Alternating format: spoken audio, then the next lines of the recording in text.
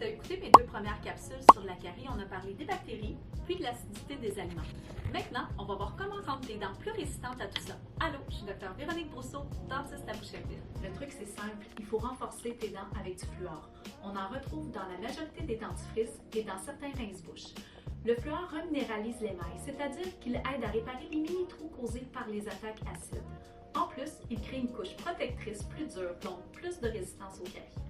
C'est super utile pour les enfants, les gens qui font souvent des caries, ceux qui ont un reflux gastrique ou qui manquent de salive. Il existe plusieurs produits de fluor, du rince-bouche fluoré, des dentifrices concentrés à 1,1% de fluor, des gels de fluor appliqués dans des coquilles comme celle de blanchiment ou d'Invisalign.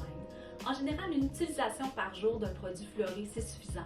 Mais attention, pour que le fluor fonctionne, il ne faut pas rincer la bouche, ni manger ou boire pendant 30 minutes, sinon tu annules son effet. En passant, une question qu'on me pose souvent, pourquoi des fois les dentistes décident de réparer une carie et d'autres fois ils font juste la surveiller? Tout dépend de sa profondeur. Si elle est juste dans l'émail, le tissu le plus solide du corps, et que ton hygiène est bonne, on peut la laisser tranquille et la surveiller. Parce qu'avec le brossage, la soie, le fluor et une bonne alimentation, ta carie peut arrêter de progresser.